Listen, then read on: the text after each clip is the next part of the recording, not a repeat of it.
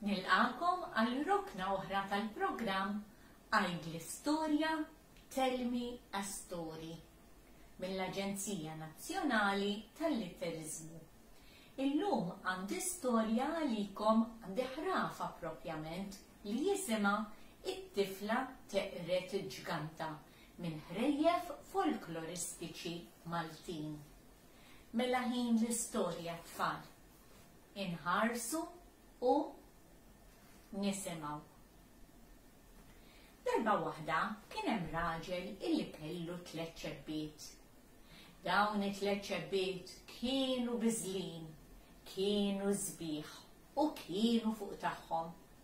Imma b'xorti ħażina, iż-żgħira kellha problema biex timxi.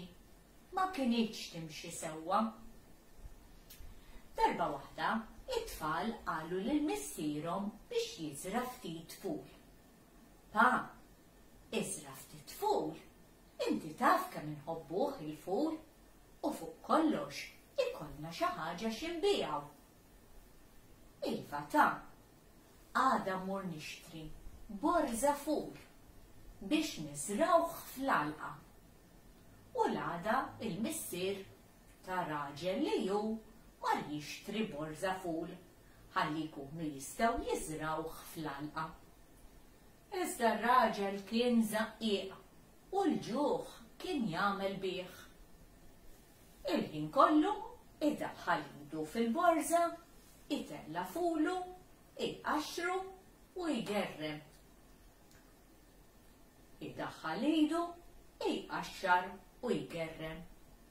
Wasal fl-għalqa, entela qaddel u spiċċa iqaxxar il-ful u jieklu.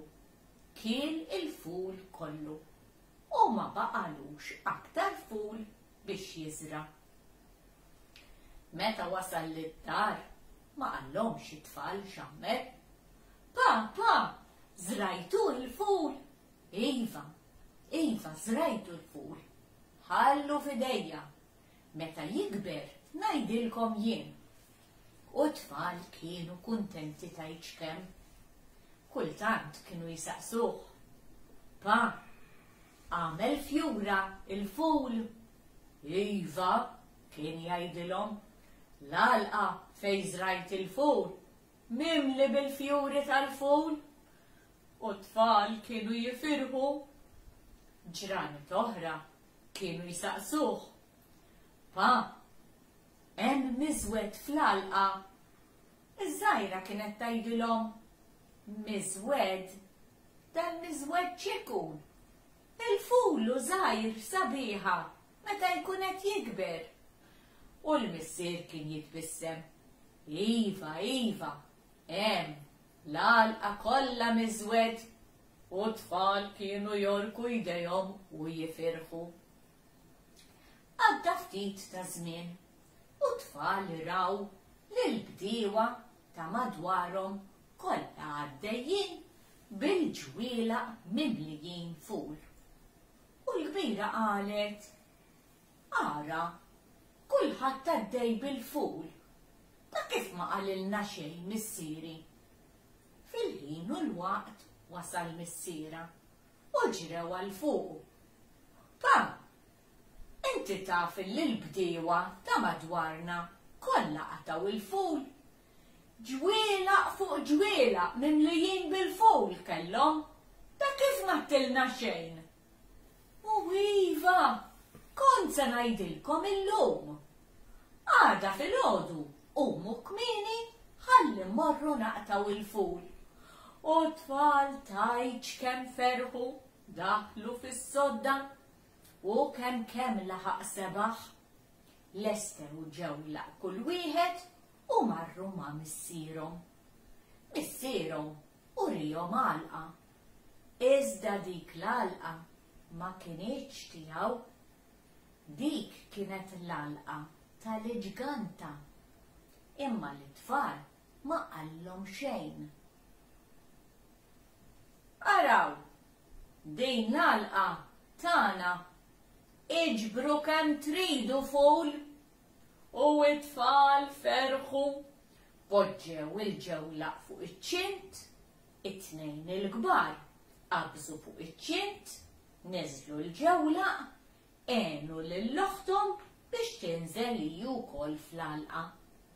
U irħewla jaqtaw il-ful, jitħqu u jaqtaw il-ful, jitħqu u jaqtaw il-ful. Wara ftit ħin meta imlew it-tlet ġwielaq ġewla mimli ful, oħthom il-kbira qaltilhom daqshekk, issa inkomplu għada.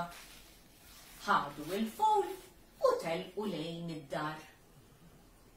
Mela dik il-filgħaxija ħarġet il-mara li ġganta u malli rat l-għalqa b'nofsa ful nieqes u nofsa mimlija. Qalet, ara, da ġie xi ħadd joħod l-ful. Da min seraq l-ful? Kienet mara kera għaġib. Kien fiha daqsiex, alla volja kella ħodba daqsiex ukoll. Tibżax, jien inqedhom, issa noqgħod assa u ħadd ma joħod li fulu ieħor. U hekk għamlet. L-għada filgħodu it-tfal ferħanin b'ġewlaq kull wieħed reġgħu marru fl-għalqa.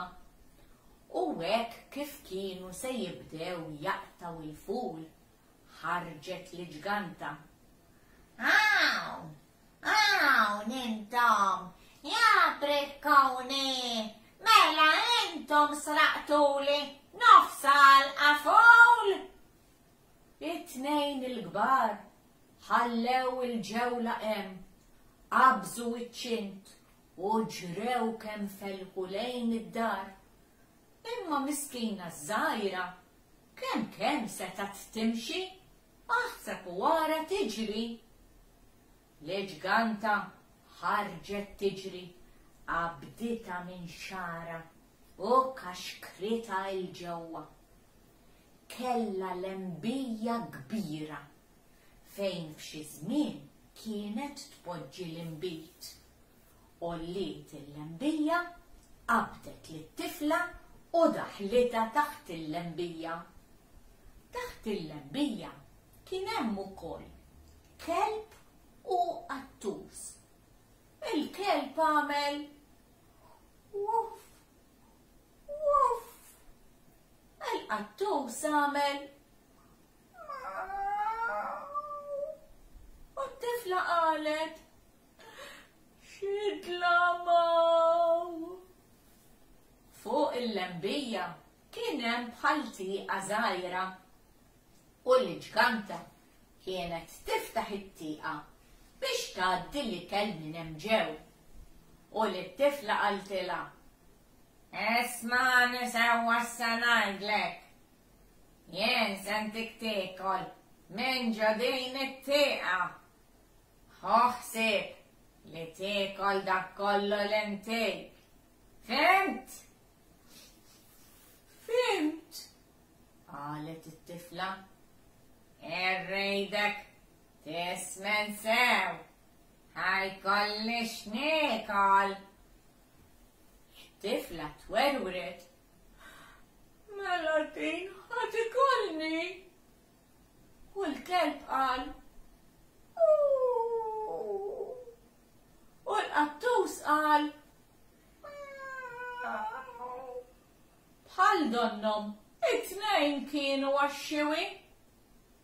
Mela kull filgħodu l-ġganta kienet tiftaħ it-tieqa u lit-tifla kienet tgħidilha, aħraġ sobajk, ħanara jekk intix qed tismen. U t-tifla daqqa toħroġ id il-kelb u daqqa toħroġ id il-qattus. Ix-xwejħa ma tantx kienet tara, allura kienet tħoss b'idejha biss. Aw kemm għadam.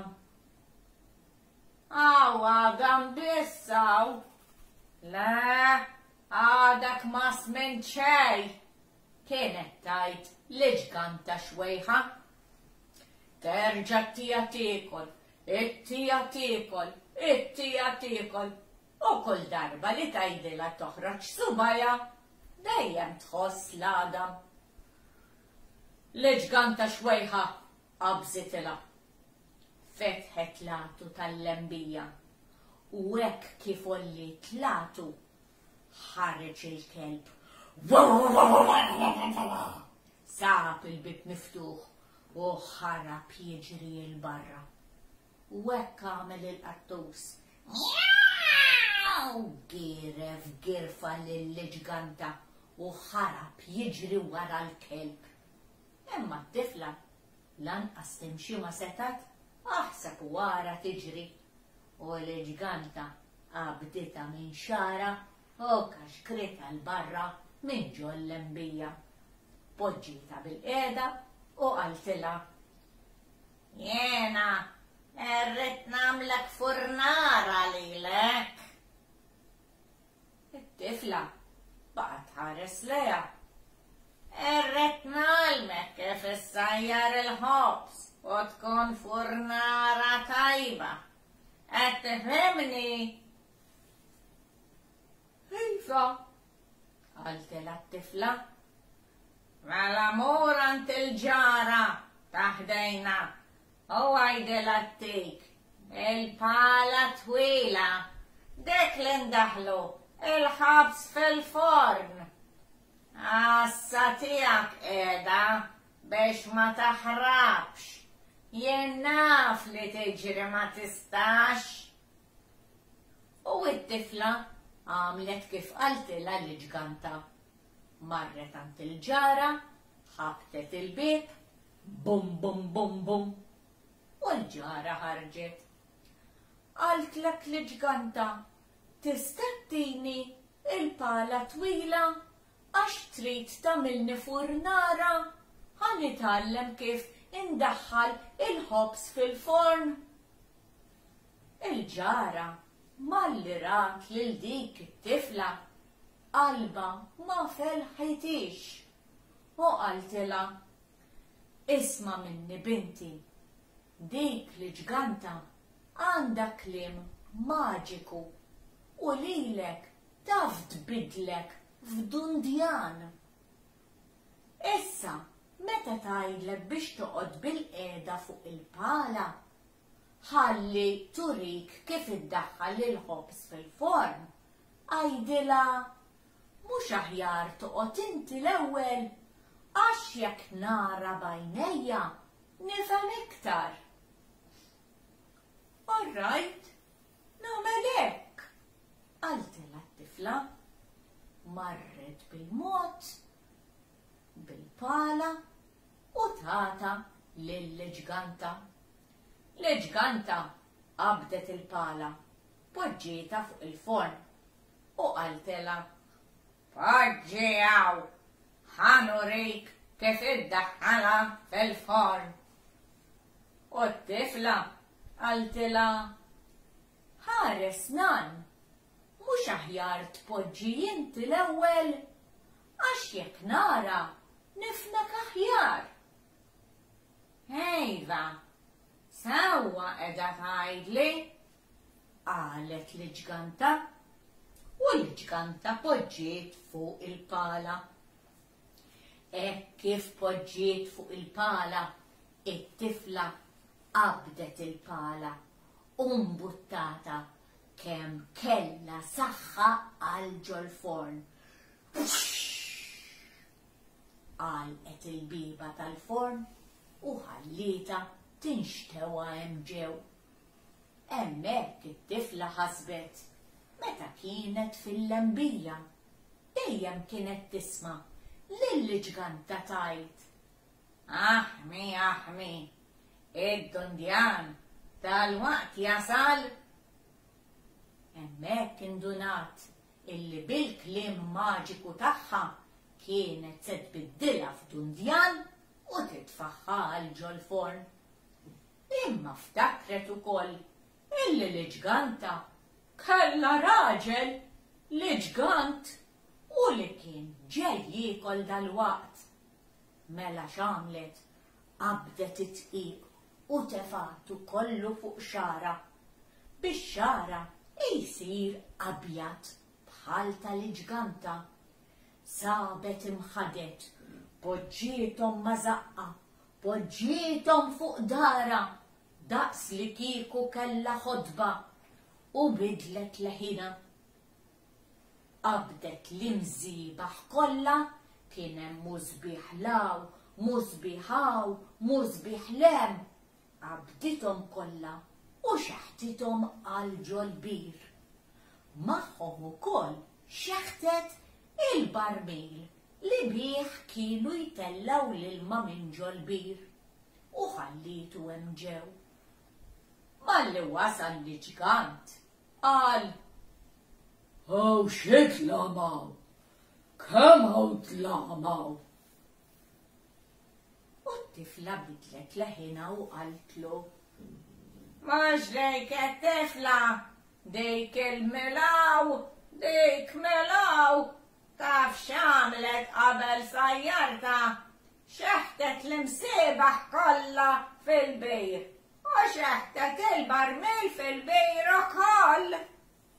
Issa hu paċenzja, illum trid tiekol fid-dlam." U hekk għamel l-ġgant. Kiel fuq li kiel. "Kemm hu tajjeb dal-laħam?" U t-tifla f'qalba qaltlu: "Kul, dak il-laħam tal-mara tiegħek." Wara li kiel, l-ġgant trid jixrob. "Nawel nixrob." "X'tixrob?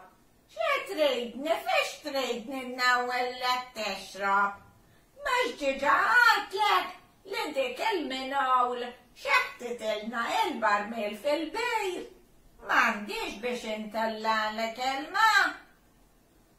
"Hekk sewwa, wara jikla bħal dik, kif nista' norqod jekk ma nixrobx?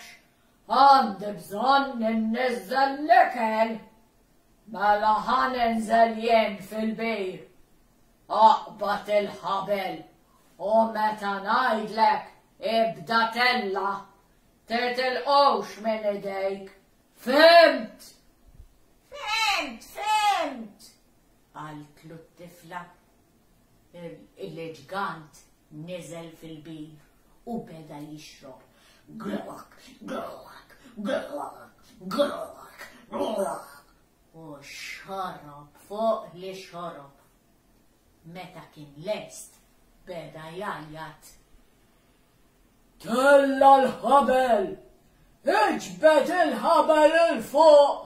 Ħankun nista' nitla! Iġbed il-ħabel!" Iżda t-tifla il-ħabel ma ġibditux u reġa' għajjat: "Qed ngħidlek, ġabbed il-ħabel il-fuq! Ħanitla!" It-tifla qaltlu: "Għidli jappa!" "X'ngħidlek?" "Qed ngħidlek għidli jappa!"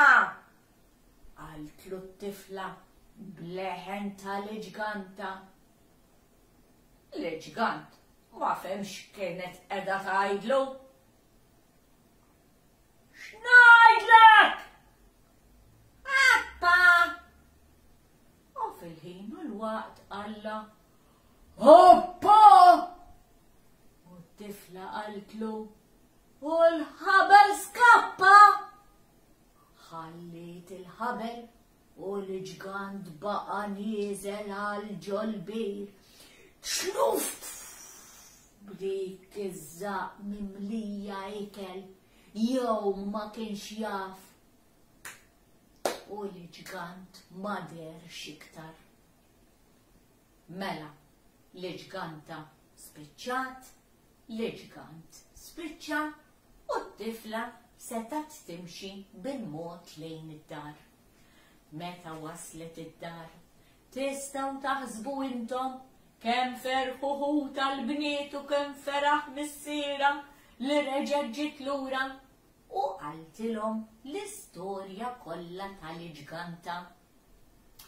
Iżda it-tifla ċanfret lill-missiera u qaltlu: Pa, mhux sewwa li inti ma żrajtx il-ful u li inti ħatna ġolal ta' xi ħadd ieħor? Tal-ġganta u mhux tal-ġganta dik il-ħalqa ma kinitx tagħna, inti ġeltna neħdu l-ful ta' ħadd ieħor. Missiera ħassu veru ħażin, ħass li jagħmel l-iktar xi ħaġa ħażina f'ħajtu u tajġ kemm talabhom skuża u qallhom li ma jerġax. U d-dar tal-ġgant u tal-ġganta x'sar minnha?